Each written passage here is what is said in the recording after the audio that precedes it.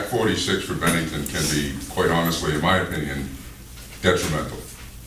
Because right now, rightfully so, we're paying 68% of the MAU, but we use 68% of the MAU. If we're, according to calculations that I've done, and Jackie's helped me out with it, with the numbers rough that we've got, we're going to be paying 63% of everything if all the schools are consolidated.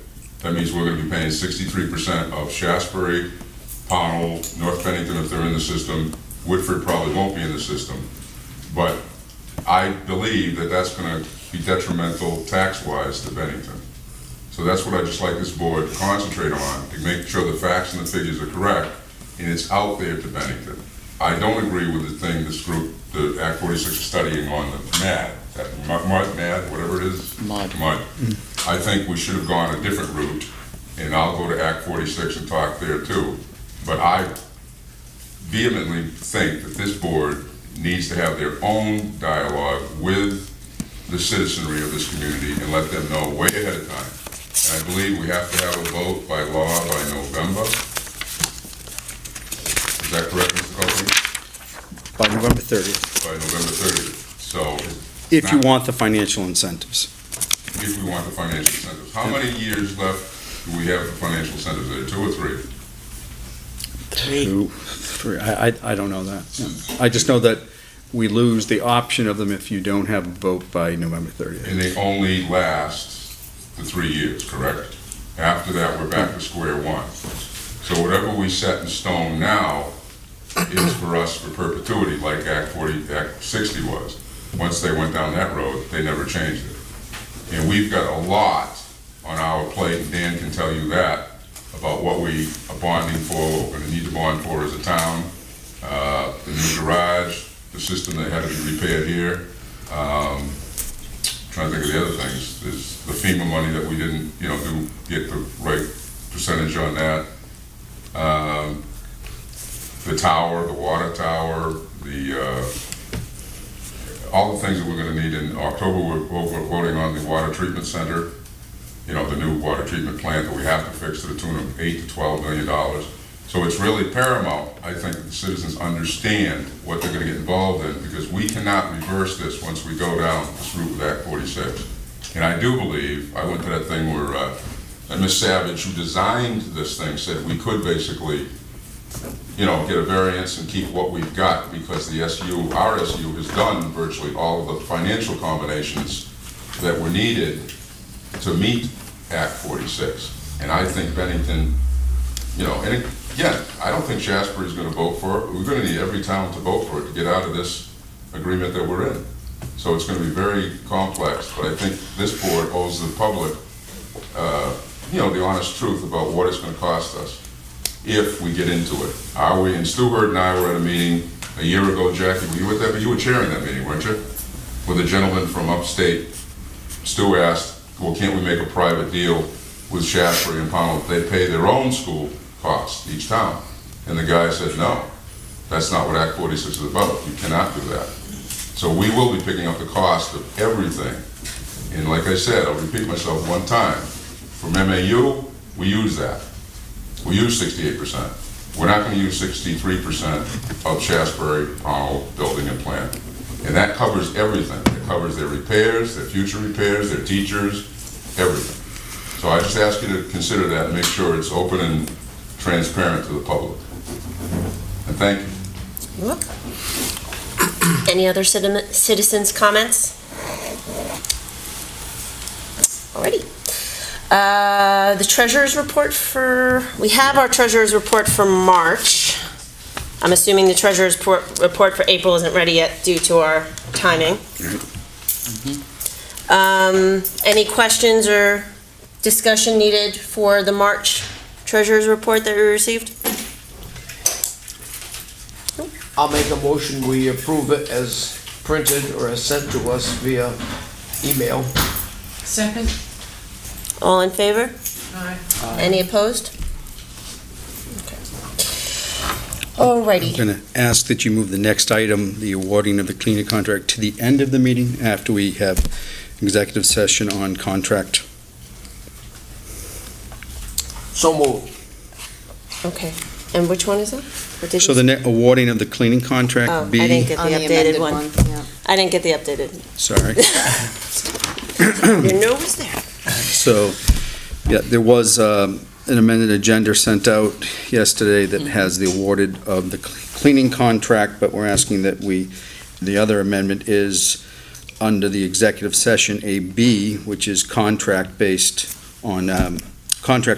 based on 1 VSA Section 3131A. So we want to have a discussion in executive session, and then you will reconvene to take, if you decide, to award the cleaning contract. So move that to the end of the agenda. Okay, I think do we have a motion for that?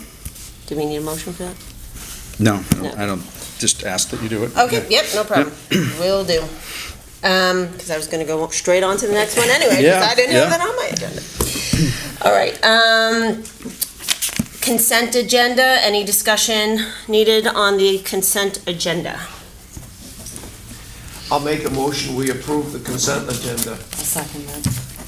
All those in favor? Aye. Any opposed? How are we, is Edie, gonna be start interviewing for the ones that we have at Ben Al soon? Yep, I'm going to address some of that in my superintendent's report about open positions and what we're dealing with that, but yeah. Okay. Okay, on to the regular educational reports from the principals. Or do I have something in between? No, you don't. As I Okay. said, Jim Law, I'll clue We'll you let in. you know. Jim Law is not present tonight, and I don't know if the other principals have reports prepared or not. I just have a few comments that I wanted to share. It certainly is the final days of FY17, and so we're coming to a close.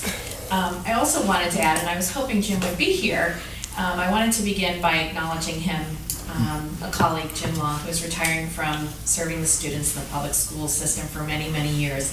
I don't know how many years that is, but I know it's quite a few. I wish him the very best in his retirement, his new journey. I thank him for his colleagueship, his guidance and support both as an assistant principal with him for many years at Bennington Elementary School, as well as a principal colleague. And I hope he enjoys the ride. And I hope everyone saw the picture in the paper yesterday, and right behind you, they had a beautiful assembly here, I heard, in honoring him, and it was really a lovely picture of him and his wife Sue and his grandchildren, so it was pretty neat, and I think he's probably warming up that bus, that camper, and I'm really happy for him. Our final days are really full of some wonderful celebratory events at Monument. Field Day, we just finished a whole school tie-dyeing for 1,200 beat high fives earned by the children. Field trips, and hopefully some sunshine. Thank you, it arrived today. We're so excited. And cross your fingers, please, Field Day is on Friday, and we're really looking for some sunshine that day. Teachers will be busy packing and preparing their classrooms for upcoming construction. We're eager to return to the much-needed upgrades. Thank you very much, Jonathan Brush and Eric Sandberg. They have been very helpful regarding our questions and packing expectations. We thank the board and superintendent for approving the additional half-days scheduled next week to accomplish this work. We had a lot of discussion today at our staff meeting, and we think we have everything clear and we know what to do. We have an industrious schedule and agenda to attend to during our final professional learning days, so we're very much looking forward to that work, preparing for next year. Thank you, Laura Boudreau, for helping us get that schedule together, and thank you, Pownell Elementary and Todd Phillips, their leader, for welcoming Monument to their school community and their building those 3 days. And finally, great thanks to the appreciation to all of you as board members for your support throughout the school year. We acknowledge your commitment to the students of our school community. I hope everyone enjoys their vacation time and summer with family and friends, and we look forward to returning to the new school year with great renewal. Thank you. Thank you. I would like to echo the sentiments that Donna has shared in terms of the appreciation for Jim Law's contributions and dedication to the district and his the help and leadership he's provided as children at Bennington Elementary and beyond have invented their future. So hope that he enjoys a well-deserved retirement. We likewise have been very busy. I'll update you on activities since our last meeting. We had a starry night on May 25th at Molly Stark. The stars were out in the form of a star lab. One of our special ed teachers, Jennifer Lynn, together with our parent-teacher group, brought in a portable planetarium that was so well received that we've already booked for next year. So thank you to the PTG and Jen and those people who contributed. Earlier that same evening, we had stars of a different nature. A two-time Coach of the Year for the United States in track running, and a Hall of Fame coach, and 3 of the runners on her current team came and spoke to girls on the run, participants from Molly Stark. Donna was there, who advised the program, the girls of the program at Monument, and we had a junior high coach and several other people and parents, so it was well received. And I'm very grateful of that coach, who's my sister, and her willingness to bring the kids from Saratoga and speak about running, but also the characteristics that are associated with running, the self-discipline, goal orientation, and the commitment that are so helpful and constructive attributes for kids in any endeavor that they pursue. We had a group of our learners who are in the after-school tennis program at nearby Bennington Tennis Center take their last session on the campus of Bennington College. Following that practice, they toured the college, everything from dorm rooms, which were very interesting to them, and the cafeteria, classrooms. They had a tour provided by some of the learners at Bennington College. We're very grateful for the college. We hope to extend more partnerships, more formal relationships with the school. But we wanted kids to start thinking about college in the elementary years, and rather than wait to think about it as a prospect when they're 10th, 11th, 12th grade. So they get some idea, other than they've heard the term college, which is a pretty abstract concept until they actually go through and say you have to live in this small room and share it with another person, but you get to have seconds on ice cream in the cafeteria, and you go from building to building and not just room to room. So it was a very good experience for our learners. So we're going to be expanding on that. In fact, next week, the National Tennis Association, the United States Tennis Association, will conduct a clinic for several of our learners at Molly Stark one afternoon next week, and we're pursuing grant opportunities through our affiliation with the Tennis Center and Bennington College. We had 22 learners return from Nature's Classroom and enjoyed the experience very much, despite some of the weather that could have been a little bit warmer, a little bit drier. And during that same week, we had the 40 learners that remained on campus visit local points of interest and have some very educational opportunities throughout the week. So from different perspectives, our 64 learners in the 5th grade at Molly Stark had some great experiences. We had 2 learners, Colin Brady and Lily Lavoie, who were acknowledged for youth leadership by the Bennington Alliance for Community Transformation, and we're very proud of them. Tomorrow at 5, one of our 4th grade learners, Callie Michaels, will be honored as a recipient of the Bennington Rotary Student Achievement Award, and she's an excellent representative of our learning community at Molly Stark, and we're very, very pleased that she's had this honor. We've had field trips, more of the traditional field trips that your kids are accustomed to no matter where they are in the VSD. But we've had some atypical field trips. Our learners have traveled to Tanzania, Africa, Chicago, Illinois, and Washington, D.C. So I should add that not at taxpayers' expense, but through video conferencing.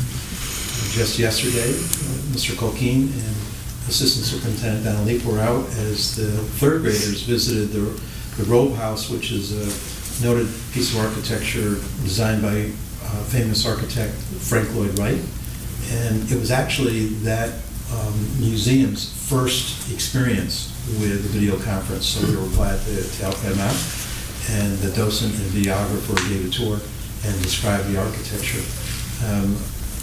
Our third graders also went to Washington, D.C. electronically to have a presentation and visiting different memorials in the capital. And then the Tanzania program was in conjunction with Karen Gross, who's the author and former president of local college, who wrote a book that both the kids here at Molly Stark and the kids in Tanzania had read, and they shared their perspectives on it. And we're going to be joining with the author as she forms a sequel using input from the kids. Our first graders, 2 first grade classes met at a field trip. They're pen pals in first grade from Manchester Elementary School. And they finally got to meet after exchanging pen pals and working on communication. John Kirk from Bennington College brought a group of very talented musicians and provided a school-wide assembly one morning that is an annual tradition at Molly Stark, and people were very appreciative of the musicians. And that gives you an idea of what's been going on. We're grateful that there's a break tomorrow in the weather because our field day is tomorrow, and a barbecue as well. We have a number of end of year activities before we start filling up boxes and getting ready for the upcoming renovation project. So thank you very much. Thank you. Excellent, thank you. So now that Chris is here, I'll turn the meeting over to him. Thank you, Jill, for that. I take it we moved through agenda items 1 through 5, and we're on now to 6. Is that correct? Yep. Okay, great. So we have 3 policies to warn. Those are numbers 1100, number 4121, and number 3115. So could I please have a motion to warn policy 1100? So moved. So I'll take it to George and Dr. Kelly. Any discussion? Okay, all those in favor, please say aye. Aye. Any opposed? Excellent. Same question. I'd like a motion to warn policy number 4121, please. So moved. So moved. Okay, thank you, Shayla first and George second. Any discussion? All those in favor, please say aye. Aye. Any opposed? Excellent. And number 3115, could I please have a motion to warn number 3115? So moved. Thank you, Dr. Kelly. Can I have a second, please? Second. Thank you, Mary. All those in favor, I'm sorry, any discussion? Excellent. All those in favor, please say aye. Aye. Any opposed? Very good. So all 3 motions pass. So all 3 policies are warned. 1100, 4121, and 3115. Now it's number 7, the superintendent's report. Good evening. One thing I'd like to do, I'd like to take something out of order, and I don't know if you're all going to have this, but under the number 11 FYI in the amended agenda, D, it's a memo from Goldstone Architecture. It came in after we sent the packet, and Jeff is here tonight, and I saw by his face it won't happen again. And so I'd like to yield a little of my time. I don't know if you'd like to address what's in your memo or any questions that are there. So is there anybody that, no one has this memo? I do. I'm looking at the memo now. Okay. For the packet. All right, so, I'm happy to address it briefly, but if you read the memo, not all that much went on this month, and obviously it's going to start gearing up next month for construction. I tried to summarize some of the meetings that took place. A lot of equipment is on order. There's been a small amount of demolition that's been done this month, and really we're trying to, I shouldn't say we, EEI and their subconsultants or their subcontractors are gearing up for attacking the work starting on the 16th and then in a big way on the 21st of this month. Jerry has been assuring us that we can't count on the weather being warm every day, and therefore the boilers aren't going to be removed until after the close of school. I think Jerry was pretty adamant about that. It doesn't affect my schedule at all. I is anxious to get started. And scheduling this, as you can imagine, with the number of subcontractors who are participating is challenging, and the 3 sites all being underway at the same time, they're trying to get together their schedules, their detailed schedules now, they provided us with the first 3-day schedule. So we know where each of the contractors is going to be on the first 3 days, the 21st, 2nd, and 3rd of June. And they do intend to have a full schedule out in the next few days. I thought I was actually going to get it today, and I didn't. So if you have questions, though, about the report, please ask. And I would certainly try to get it in earlier on the day on the Friday prior to the meeting. I didn't know what time that was due by, but I'll do that next month. I have one question. Of course. In your report, it said that asbestos was removed. Where was it removed from, and how extensive was it? There's been several locations where there's been removal, and there are some locations still to be removed. I'm afraid I can't tell you the extent of it exactly. I'm obviously not been present for that removal, nor do I have documents that indicate exactly where that is. And we can certainly get that information for you. But I know that the remaining asbestos to be removed is mostly associated with the isolation elements that are between the ductwork and the air handlers. And those won't be able to be removed until the air handlers are no longer in service. At this point, there's been some pipe, mostly pipe installation removal that's been done. And I know a fair amount was done at Molly Stark. Jerry, you can fill me in, because this is actually before I was involved. Before I was involved. It's just right. It's basically pipe coverage, which is your pipe joints. Your wrappings around the pipe for insulation is what they used years ago. Some here at Bennell, some at Molly Stark, and there will be more when they get into removing the rest of the air handlers, things like that. And that work's all being done. Sorry, Jeff. That work's all being done by Catamount Environmentalists, who's And after students have left the building. Right, I was about to Yes. say, none of it's been done while students are in the building. And most of this is, the technique that I've always witnessed is they wrap it in place and then they remove it from the pipes. And that minimizes the amount of disturbance. There are decon chambers. There's regulations and laws for HEPA that they have to follow, and there's no, And then there's air quality tests done before, after, during, and so it's. Chris, I just wanted to ask. Please, George. In your opinion, are we on schedule at this particular point with this project? I talked to Mike Davey today from EEI, and the schedule that he is putting together, which is a critical path schedule, is really picking up now and working to the end of the project, and it will be scheduled to be completed on time. So the answer to the question is, by default, yes, we're on schedule, because the schedule is going to start on the 21st and work until the start of school in the fall. I can report more, I'll be able to report better out in subsequent months when we can actually compare the progress to a schedule. At this point, I don't have a printed schedule for the work. The only schedule I have was put together by Northeast Air, and yes, we're on that schedule, but that schedule basically says all the design work is completed and the other work is going to begin on the 21st. So we're certainly on schedule in that regard, but I can't report that, I can't really tell that we're on schedule for the completion, because the schedule really hasn't kicked in yet. Thank you. But we'll be including that in subsequent months. Any other questions, Mr. Goldstone? Jim, as Mr. Goldstone and his associates forward you the schedule for the construction for the building, would you, can that be circulated to the board members as well? I think it'd be good for us to keep abreast of what that looks like. And the other thing that summer. we have, Renee and I have relayed to EEI, is that we need an update by August 1st for if it's going to impact the start of school. That is really, that we need a reassessment of the schedule by August 1st so that we have time to plan if it's going to be impacted. So, they're after a month and a week on the job, it'll be a critical assessment time for us there. And sorry, one more remark on the schedule. It was critical to have, this month, to have the major, large pieces of equipment on order. And they were all on order prior to the date that they were to be on order. And so they are on, that order is on schedule. I don't have delivery schedules per se, but from what EEI is saying, they were ordered on time. Everything was approved at the conference calls that are referenced in the memo that I sent out.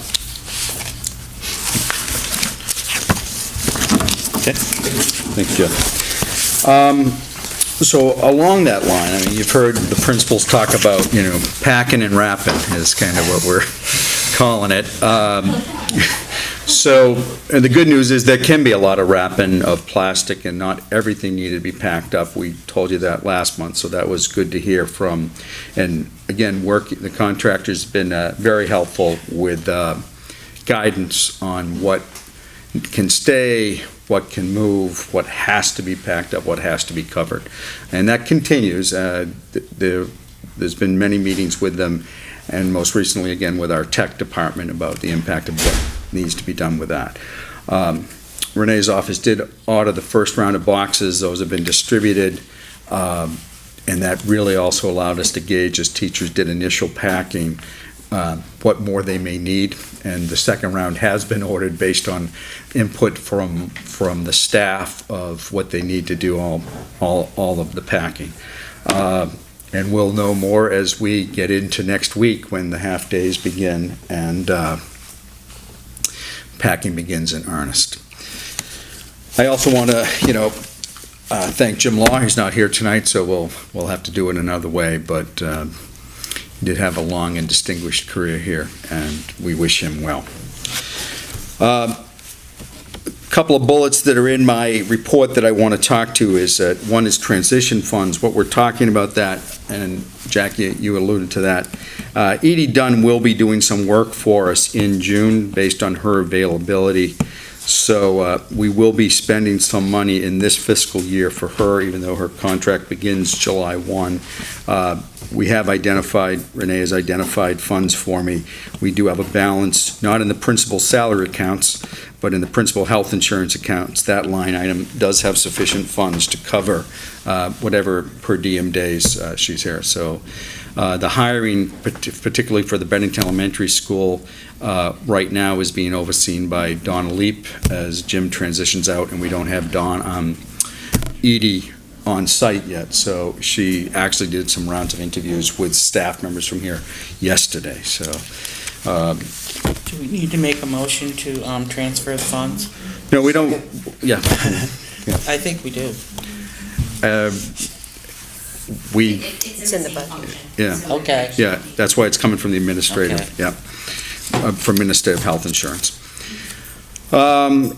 At last month's meeting, there was a request about summer programs, how much money we had budgeted, and I think there was an amount of like over 100,000 mentioned. I was wrong. I went back on. I didn't point to you. I wasn't right either, Jackie. So I did have Director Gordon look into those figures for us, and Renee, can you come up and? Because it's more than just summer program money. There's after-school money, and there are many different things that might be unfunded line items from anticipation with this construction project that might be drawing on those lines. So in looking at the 2100 function code, which is when we went back, if you go back to budget season, how we consolidated the information. That includes our after-school programming, our summer school programming, our kinder camp, and our partners in reading programming. So by splicing each of those out, in total for the BSD, summer programming is $44,486 budgeted for FY18. So that's the money you would have available, because that's what you won't be spending. We will use some of that money for tutoring requests as they come in, but certainly it won't exceed $44,000. But as we mentioned, there are some expenses related to this construction project that isn't budgeted. The boxes won't be that, because the boxes, I mean, though it was unbudgeted, that's coming out of this fiscal year. Thank you, Jerry, and fuel savings accounts. But it is a maintenance item, so we're able to do it out of that. But there are other things that we anticipate will come up. Question? Yep. So of the 44,000+ for next year, does that go into after-school programs then? Or? No, you have a separate line item for after-school programs. What was the dollar amount on that? That's the big number. Yeah. Yeah. That's the one I got screwed up. It's over 100, 125, I think you said, 113. 144,000. Oh, 144,000. Yeah, for your after-school Ooh. programs. 144,203 is what's in the budget. So that includes, our salaries and any of the employer taxes that are associated with those salaries, and then supplies as well. Right, so my question really is, what are we gonna do with that money Well, you're still gonna run your after-school programs. for next year? Right, yeah. Okay. Yeah.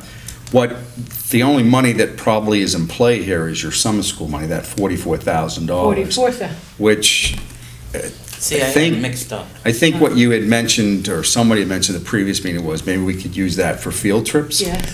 It's really too early to see that. I'm thinking it's gonna be absorbed by everything from your owner's representative costs and, which is not covered by the bond,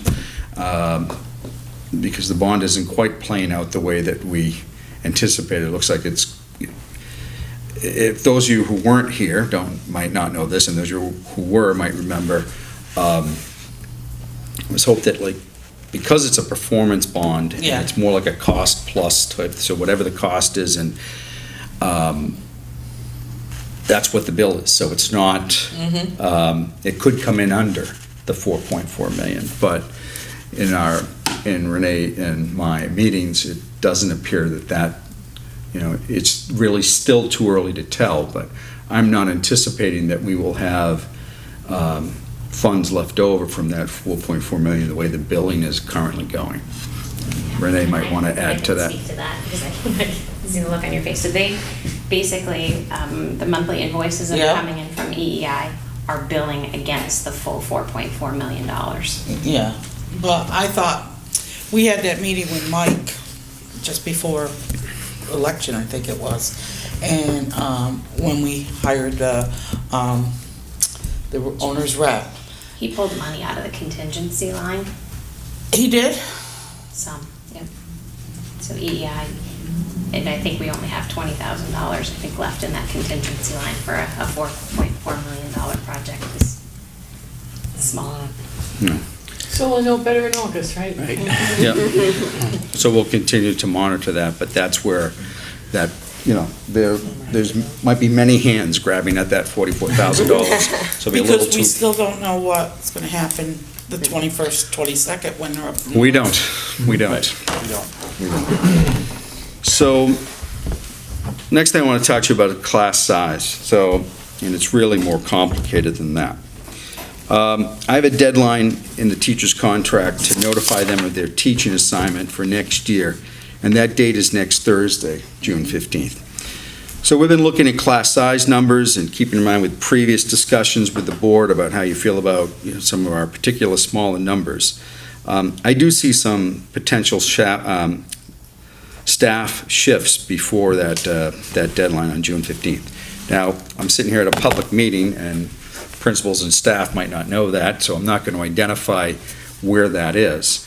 It's not a RIF, it's not a layoff, because we have enough open positions that someone could shift to a position. It might entail one or two staff being transferred from one building to another, but nobody loses their job. And I don't want to identify right here, other than that we have class size numbers. We'll be meeting with the principals, hopefully Friday, whether they got that message today or not, to review that and see where that consolidation will come. It's not a big number, and that's why I don't want to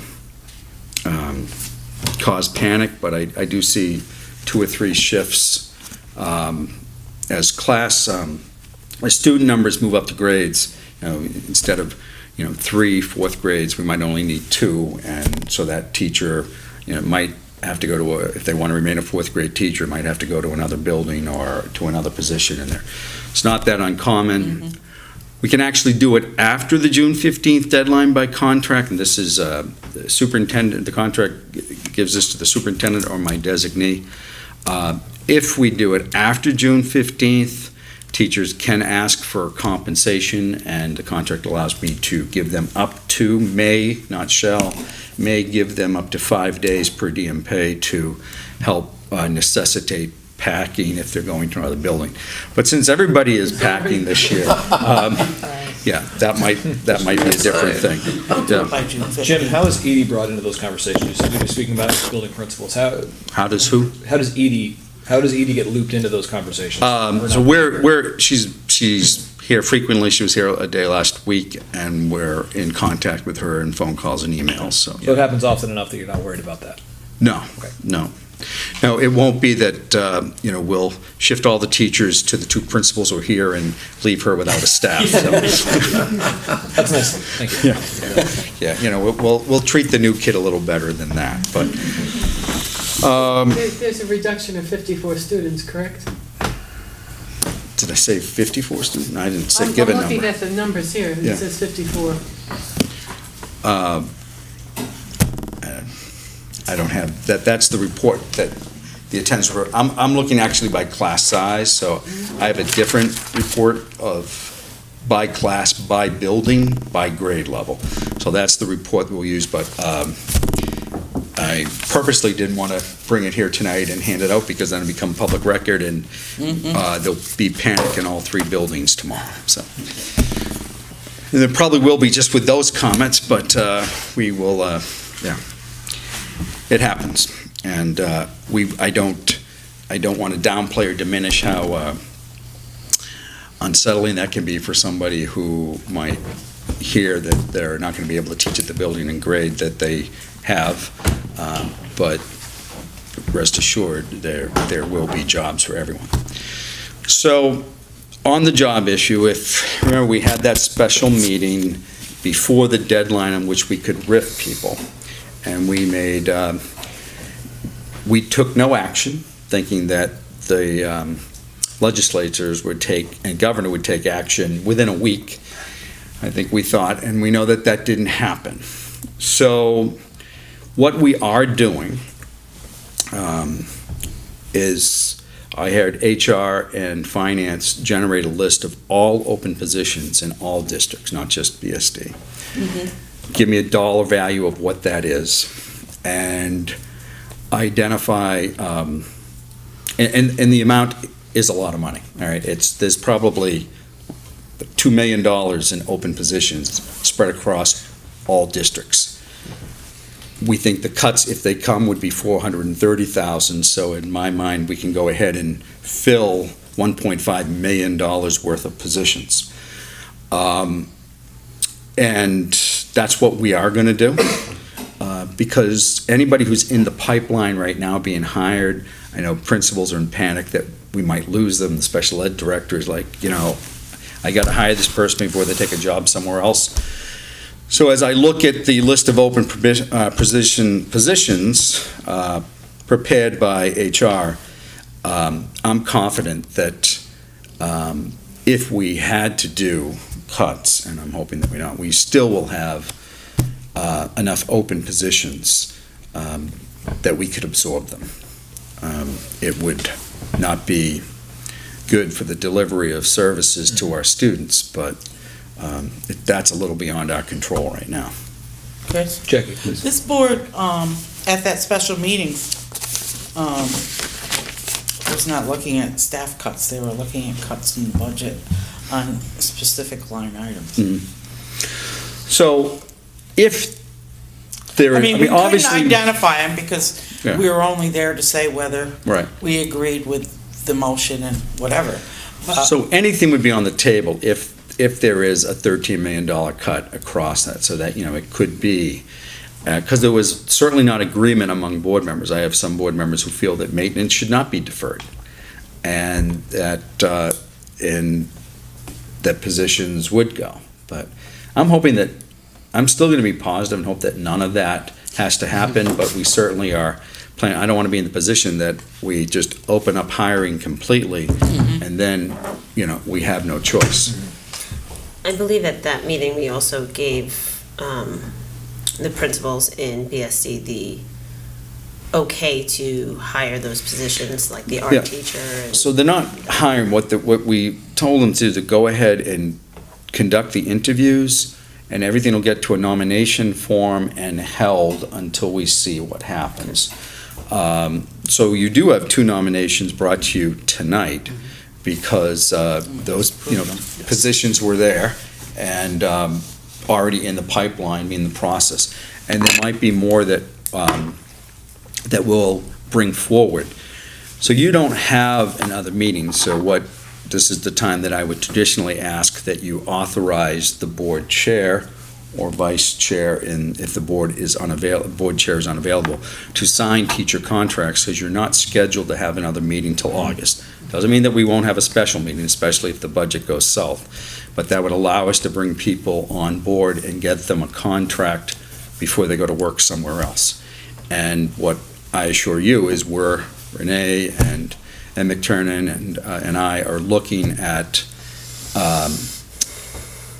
open positions to make sure that whatever we think would be the cut for BSD, we're leaving at least that many positions open. And because there are positions that aren't even close to being filled yet. Like we just got a resignation last week, and so that position hasn't maybe even been posted yet. So there's enough others.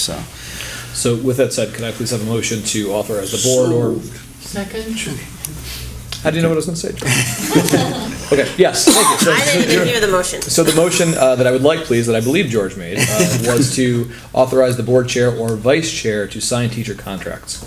So moved by George, seconded by Dr. Kelly. Any discussion on that point?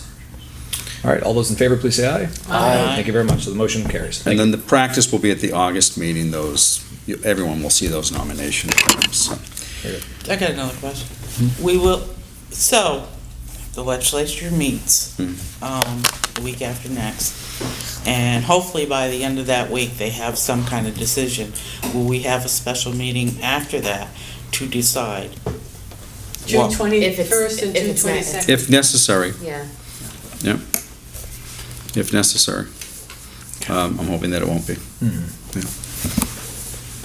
And we would give a recommendation of where, what would give you a couple of different scenarios and options of where you could achieve that. Because in some of our districts, some of the small ones, there are no open positions that haven't been filled. So there's, they didn't have enough people retire that they can meet their cuts, so that, it's gonna have to be in either programs or purchases or, renovation projects or whatever. Jim, excuse me. Yeah, please. Going back to that, and Jackie mentioning that special meeting, when you know what's happening, could you email the board members? Yeah. Prior to setting up a special Yeah. meeting? I only chuckle because I hope I know what's happening, so. No, I mean, when you know. When I know, yeah. Yeah. Yep. Clearly, we would send out scenarios of what, and produce an agenda or a statement on why we need to have that meeting, so. Fine. Yeah. And can I ask that I get a phone call, not an email? Since I don't get emails. May make a note of that.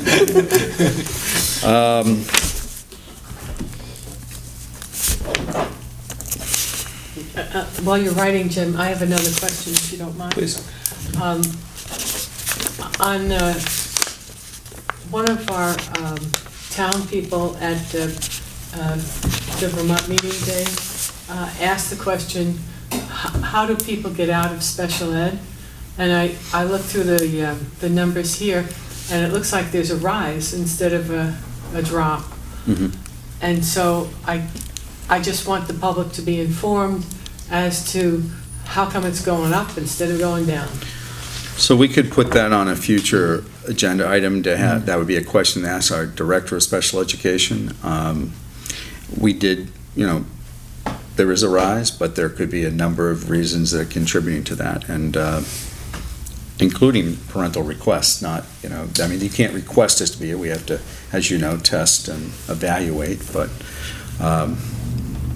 it's something that we're also looking at, because that's certainly not the goal. And the behavior programs and the multi-tiered levels of support programs that we put into our schools, the stated goal is to reduce the reliance on special education, to get good first instruction at the least restrictive environment in the classroom. So.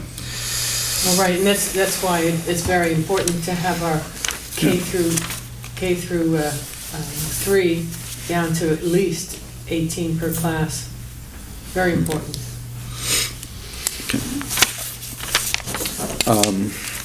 So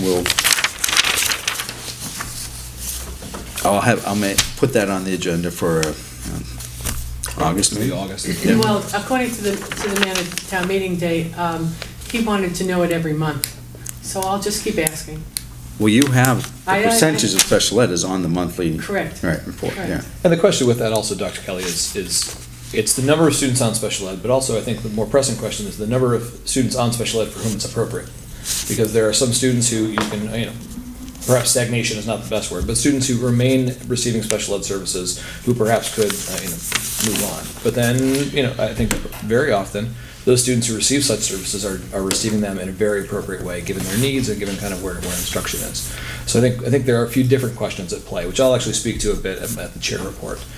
Yeah, Mary? I was going to say that having the special ed director here is probably crucial also, because for all we know, this could be that they're being identified at the pre-K level. Right. So that it makes the numbers appear to be higher, but they're actually being identified earlier, so when they come into the district, they're already tracking and figuring out that the services are needed. So I would say to the special ed director, are we seeing more identification earlier? Well, no, the person at the town meeting. I remember. Yeah, so he was more interested in our people being let out of the program as well as, identified. Identified is one thing, but do they ever graduate? It was his question.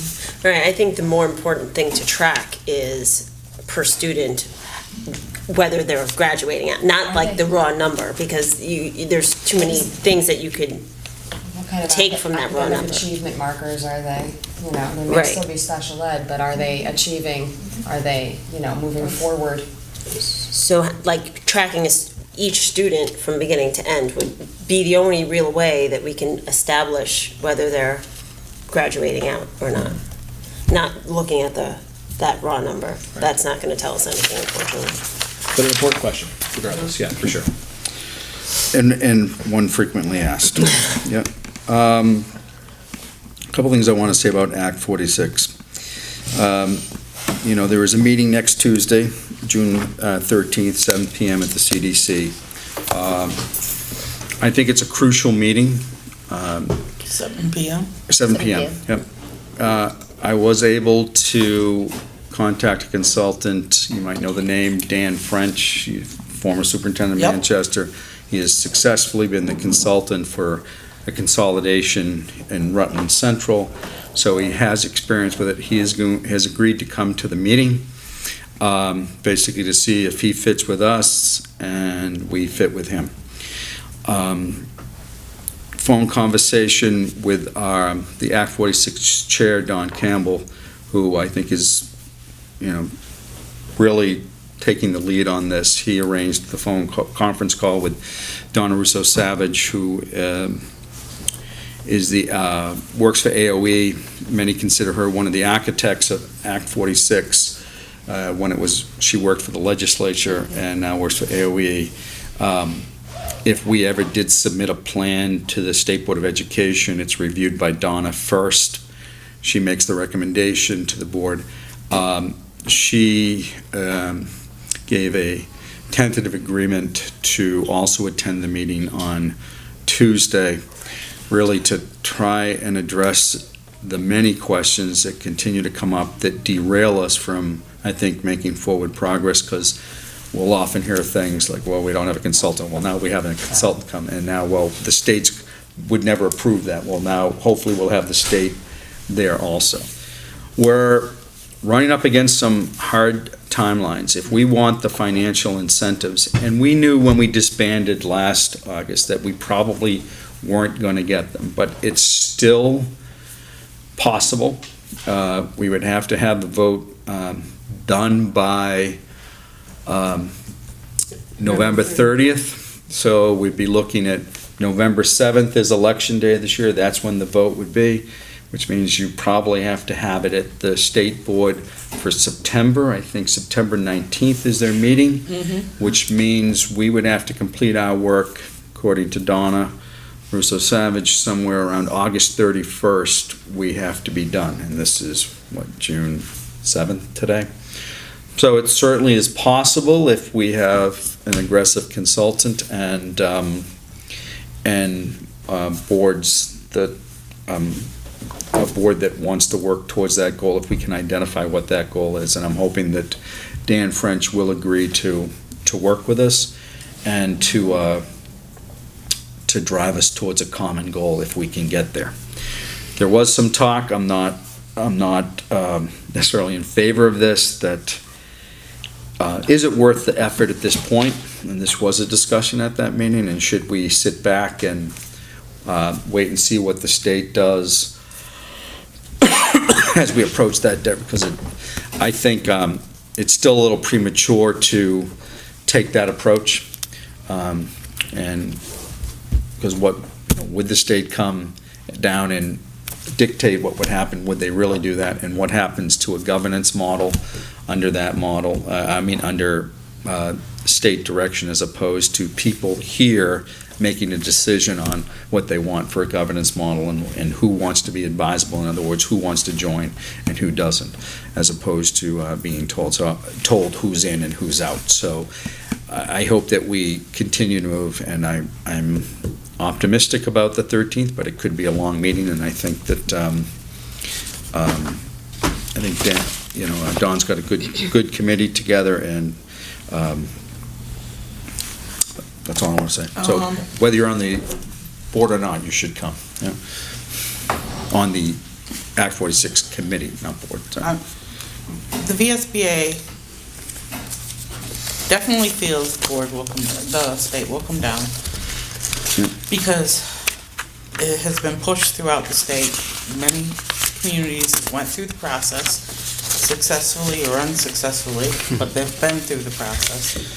And they do strongly feel that the state will come down and tell you how you're going to be formed. So if we don't do a MUD and we decide on something else, we should at least get the paperwork in so that they can look at it and tell us why we can't do it. Yeah. We should definitely submit some type of a consolidation agreement. And it's not just the articles of agreement. The other, if you've seen these other, it's a 70 to 100 page presentation that spells out every scenario that, you have 6 towns that are all advisable to this, and one of the towns vote no. You have to have the scenario that what happens if that town does vote no. So that all has to be in what you submit to the state. So if the MUD or the MU fails, then what do you do? Or do you go first for a conventional consolidation with conventional structure with the MU as your backup if one of them votes out? So all that has to be identified, Ellie. So it is quite a task. Last thing I want to do, this I read at the SU meeting. It's a thank you for a donation that NEC received, the New England Center for Children.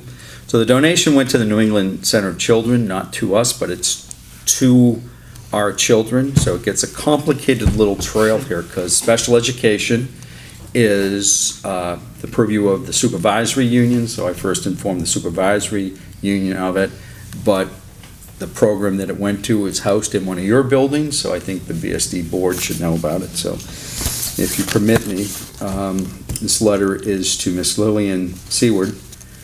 Dear Ms. Seward, on behalf of the students, teachers, and staff of Bennington Public Schools and Southwest Vermont Supervisory Union, it is my pleasure to thank you for your kind and generous gift of $5,000 to our district via the New England Center for Children. We are so grateful for your support, and I want to take a moment to share with you some of the ways your gift will directly benefit the students with autism at the Molly Stark School. In collaboration with a board-certified behavior analyst, the teachers, and some parents, they identified 2 main areas that could benefit from a donation of this magnitude. The first is the classroom itself. With your support, we have ordered beanbag chairs, bungee chairs, ball chairs, therapy balls, a small trampoline, a crash pad, and some space hopper balls. We were also able to purchase classroom supplies not otherwise covered in the school budget this year that will provide learning opportunities and skills training to help meet the objectives of the students' IEPs. These items include headphones, a ZenPad, Lego kits, stationary pedals, wiki sticks, and other imagination-building tools. Perhaps the most significant area we are able to improve through your generosity is our curriculum. Through programs and subscriptions like Unum, Raz Kids, Brain Pop, and Circles, we have a unique opportunity to try new platforms and curriculum materials and to establish a resource library that can be shared among all of our Bennington partner classrooms. All of our students are special, of course, and your generous gift benefits our students and our teachers as they seek to provide the very best education for our students with autism. Your gift will transform the classroom at Molly Stark and enhance our resource library for years to come. Thank you again, James Colkeen. So I wanted to read this into the record. We will give it to Richard to include with the minutes, and yeah, it was a very generous gift. And but again, the circle, it didn't actually come to us, but it's to benefit us. And that completes my report. Thank you, Jim. Thank you. Before we move on to committee reports, could someone please just tell me, did we add another agenda item to discuss the lice policy? We did not. We I did decided to just defer it to next time. Okay, thank you. All right, so moving on to committee reports. We'll start with food. Didn't meet. Okay. I would like to know, however, when the next meeting is, because I did go to the middle school and there was nobody there. All right. Do we have any idea? My understanding is, Renee, they're switching to quarterly, is that correct? So, And it'll be in the fall when school starts. so there will be nothing till fall. So we'll take that off the agenda for August and we'll hit it on Yep. September. Next is SVSU. Shayla, please. We met 2 weeks ago. The minutes are obviously available for review, but some of the highlighted presentations, there was a presentation regarding Act 77, and Dr. Leap and Laura Boudreau provided that presentation. And they talked about the three components of Act 77, and that's the personalized learning plan, flexible pathways to graduation, and the proficiency-based graduation requirements, and just really getting our teachers and students ready for that, that transition. We did have a presentation from the principal of the middle school, Mr. Payne, and one of his students, Kyle Hurley, and he provided a presentation on Kyle's personalized learning plan, and just talked about what that process is like and what the responsibility is for the kids. The personalized learning plans are created by the student, the representative at the school, and a parent or legal guardian. And the purpose of the personalized learning plan is really to have those students involved in creating that pathway for themselves and really allowing them to set goals for themselves and try to achieve those goals. It has all different things, whether it's goals educational-wise, different goals in regards to sports or interests. And it starts in 6th grade, I believe, or 7th grade. Do you remember? 7th grade. It was very interesting, and I think it is an excellent program, and it looks like they're demonstrating that really well in the middle school. So that it'll be for our 7th through 12th grade students, those personalized learning plans. So that was the big highlighted presentation, and Mr. Hurley was very, very good presenter for 7th grade. He was very, very poised. And then there was also another presentation during Mr. Colkeen's superintendent report in regards to school safety plans. And they talked about what's going on now with the creation of a school, a emergency operation plan, and the process of developing that and all the components that go into that. They also talked about that there are safety committee members for each of the different schools that are representatives in helping to build those safety plans and create those safety assessments.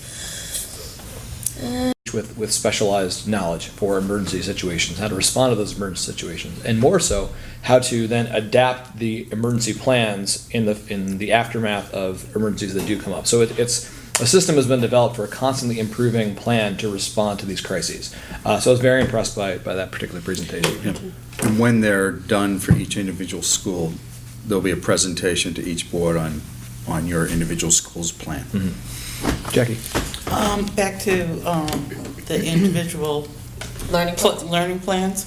I've said this at this board level before, and it may be something we'd want to look at, but I think individual learning plans should start when the child starts school. They should be to invest the child into learning. Yeah, they'd be setting goals to reach. It's not like going to school and, well, you're expected to learn this. Well, I just think you get them when they're young. The younger you get them, the better their outcomes are going to be in the long. I think 7th grade's too late anyways. I mean, maybe we started in 4th grade. Maybe we started in 3rd grade. Maybe kindergarten's too soon. But there should be setting goals, and they should be reaching goals. And then once they reach them, they'll feel empowered to set another goal to go beyond that. Great. Especially the ones that are disengaged. Mm-hmm. The students that are disengaged. At 4th grade or 7th grade, right? Or whatever the level. Yeah, and the benefit of it is it also provides, it has that parent involvement too. Like it gets the parents engaged in their children's learning paths too as well. And it might be something we want to look at. Thanks, Jill. So moving on to negotiations, we'll start with Jackie Prue. We're meeting the 22nd or 23rd, and they asked for 3.5% the first year, well, through all 3 years of their contract.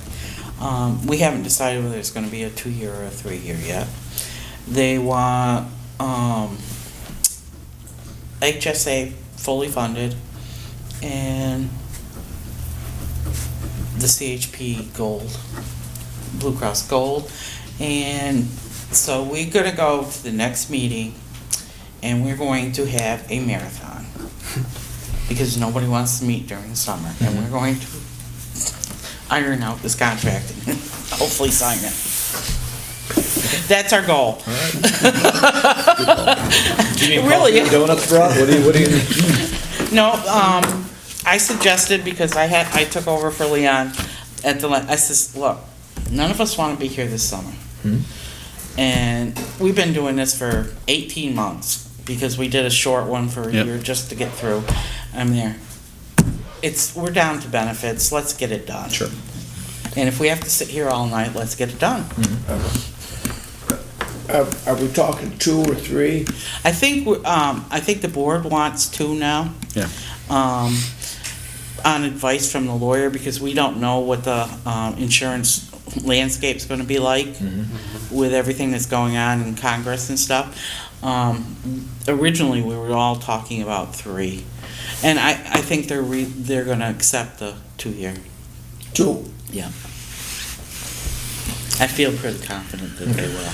Great. In your opinion, are we close to settling? We could be. I'm not going to tell you. No, I'm just asking for your opinion. I don't know, because Closer than you were the meeting before. yes.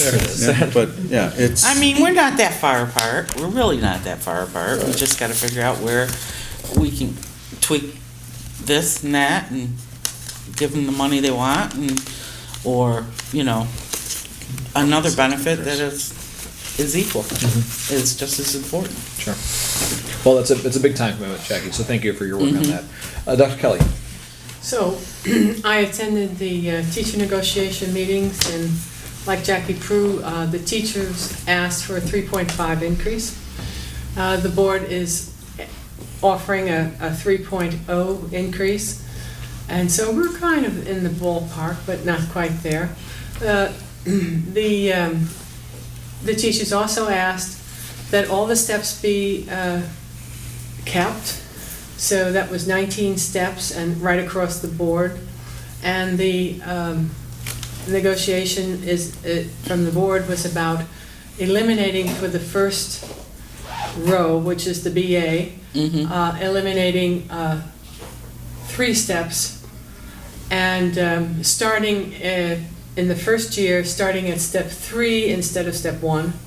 So new teachers would come in at step 3. The second year it would be step 4. And of course, the teachers really didn't want that. We did, however, come to 2 agreements, and one was on board meeting minutes now can be emailed to the association instead of being physically mailed. And the next one was the national board certification requirements. It used to be that this national board certification finished after 4 years, and they were reimbursed after the 4th year. And now they're going to be reimbursed after they finish each segment. So sometimes that's a year, sometimes a little bit more. So instead of carrying it on for 4 years, so that was agreed upon. And our next meeting will be on June 12th. And that is with a mediator. So And we that have- is with a mediator. Yeah, we have a we start with mediation next Monday. I have a question on that. How come they don't want to get rid of the first 3 steps? They do. They don't want us to. Oh, I thought you said. No, I no, thought so, it's too. the first row, the BA. See, a lot of people, there's a lot of people just on BA. Yeah, And the board feels that, okay, if you're gonna remain, you might as well jump over these steps because we give you free tuition. And some people are not taking, oh, that's been a long yeah, so standing. they're eliminating those steps. However, they're willing to give $1,000 to each one of the people who don't move. And I think it was reported nicely in the newspaper the other day, too. Yeah, I think they should start higher than, that's why So- you would get rid of those We 3. think Monday will be a very long, the negotiating sessions. We meet at 3 o'clock, the teachers come in at 4, we meet 4 to 6. We're anticipating a much longer night, Monday night, because the mediator will Same as keep ours. us there. Yeah, But we're not gonna have a We're gonna send meeting. out for pizza, right? absolutely. So Dr. Kelly, thank you again for your work on that. That's a huge time commitment, so thank you very much for that. Dan, can we ask you for an Act 46 update, please? You can ask. I was actually not present. That's right, from that's the right, sorry. Past to Chayla, but I believe Jim probably gave He most of the highlights. pretty much did, Okay. yeah. I forgot, yes. Thank you. All right. Okay, any other questions about committee reports or any other committee that I didn't Well, I ask think for? did we skip over something in the beginning, just so we could go to the? We have to go to After executive session, Oh, we'll come okay. back out. Okay. Great, so that brings us to the chair report, to number 9. I'd like to start, please, just by thanking all the educators, all the staff, the administrators of the various buildings. And in every capacity that I interact with teachers in our district and in the greater supervisory union, I'm routinely struck by the enthusiasm and the poise and the humor that these professionals bring to their jobs. And we're very fortunate to have the folks that we have on board for the sake of our kids. So thank you to the 2 of you and for any other teachers that are watching. So thank you very much. I had the pleasure this evening of awarding 3 scholarships to graduating seniors. These were the Edith M. Dewey Awards, and 2 young women whose names were called multiple times just in the time that I was there.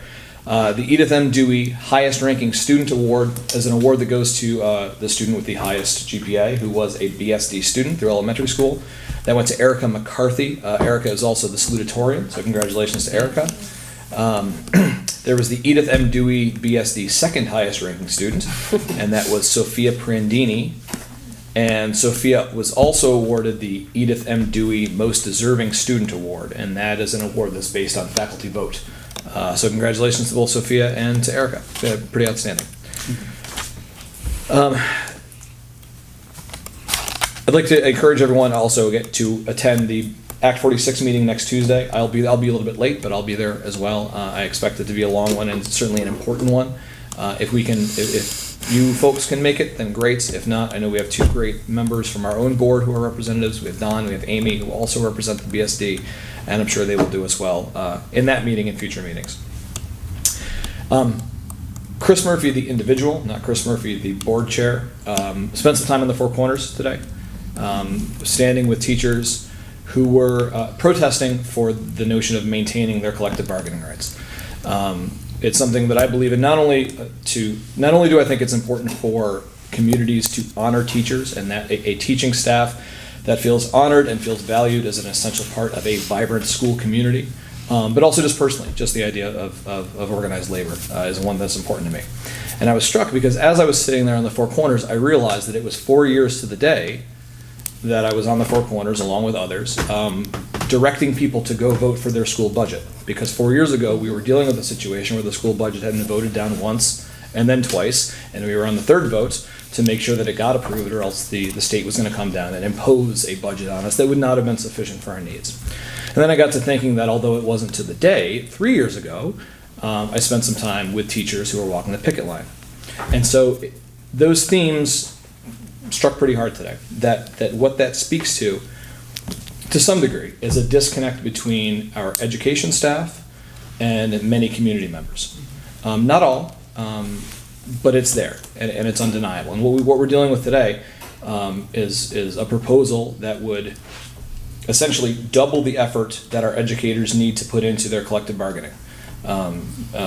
Negotiating with boards for their salary and other benefits, and negotiating with some state agency for health benefits. And so it's interesting that those things sort of struck me, because what I said I was going to bring to today's meeting was a draft of a board vision. And so I have one, and I'd like to pass out copies, and I'll give a copy of this to Richard as well, so he can stick it in the minutes forever. If you wouldn't mind passing those around, please. This is a draft, and what I would like to do is to do some work around this. I contacted Nicole Mace today, Nicole Mace from the Vermont School Boards Association, asking if she would help facilitate some sort of board meeting for us, some sort of board retreat, a board advance. I've heard it mentioned, I've heard it referred to in the past, Dr. Musitz. So hopefully we can use this as a beginning point. And this is nearly all of you got back to me with what your vision and your goals were for this board.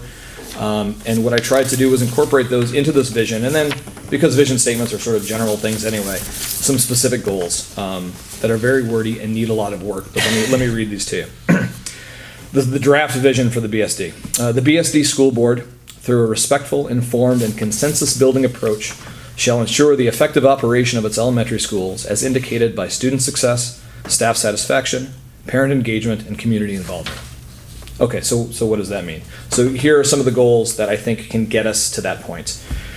And I'll give the caveat that goal number one that I'm about to read, some of this work has already been done, we just need to grab it ourselves, is to create an assessment tool to gauge school effectiveness. Now, elements to consider are student, staff, and parent satisfaction with the schools and their educational experience, which feeds into what, Jackie, what you were saying about these student learning programs.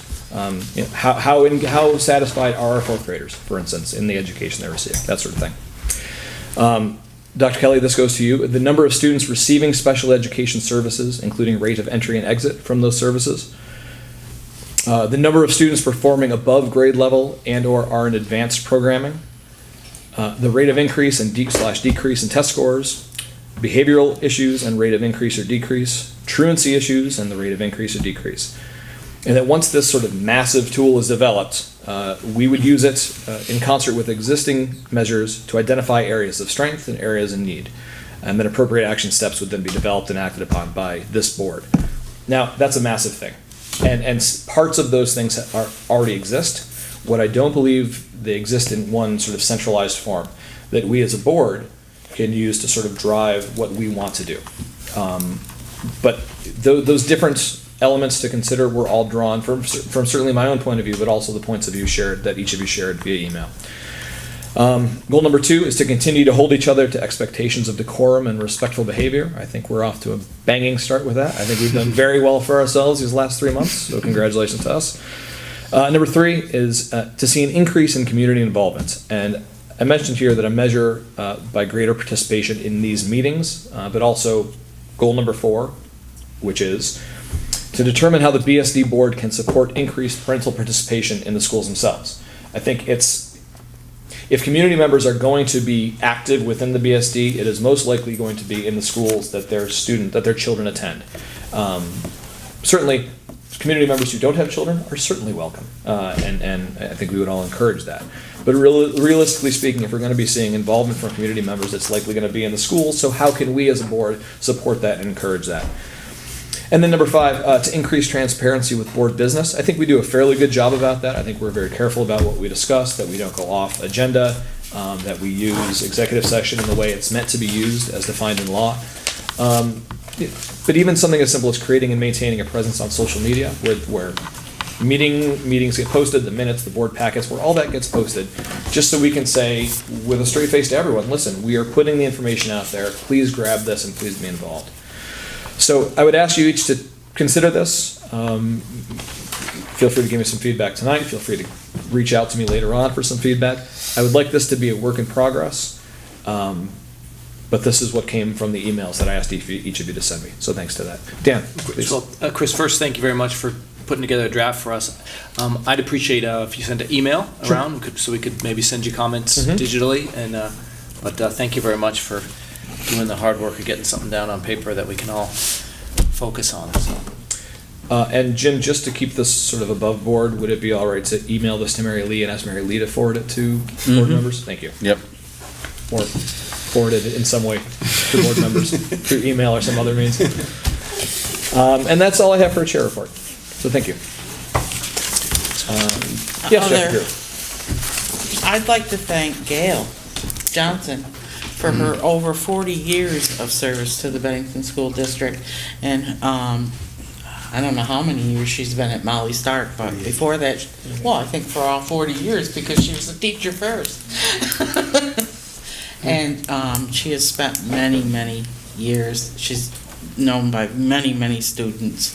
My kids, my older kids had her, and she was there when they were there, and she's there now. And it's going to be a big loss at Molly Stark School. And I'd also personally like to say thank you to Jim Law. He was here for a very long time, and he did the best that he could. And I appreciate everything he did. Thank you, Jack. Thanks. So FYI, we have the budget status report, the SVSU student enrollment, and teacher negotiation minutes, and as well as the memo from Jeff Goldstone, and those are all posted online. I don't believe there is a task list to review for this meeting at agenda item number 12, so we'll move on to, could I have a motion to adjourn for executive session, please? No, wait. Yes, George? Headlines. No, not the rest. Not till next Okay. week. Okay. Great. Could I please have a motion to adjourn to executive session, So please? moved. Thank you, George. And you will reconvene to possibly take action. Yes. So you will not reconvene just to adjourn, though you might, depending on what you discuss. Second. Thank you, Jayla. You want these? All those in favor, please say aye. Aye. Very good. So we are so adjourned.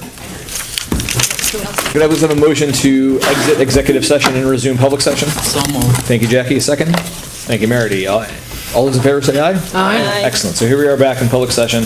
Can I please have a motion to grant the cleaning contract to Cheshire Cleaning, please? So moved. Thank you, George. Second, Shayla. Any discussion? Very good. All those in favor, please say aye. Aye. Any opposed? Motion carries. Thank you very much. Could I please have, yes, Meredith? No. Could I please have a motion to adjourn? So moved. Thank you, George and Dan. Any discussion? All those in favor, please say aye. Aye. Very good. Motion passes. Have a great night. Yeah, 36 meeting.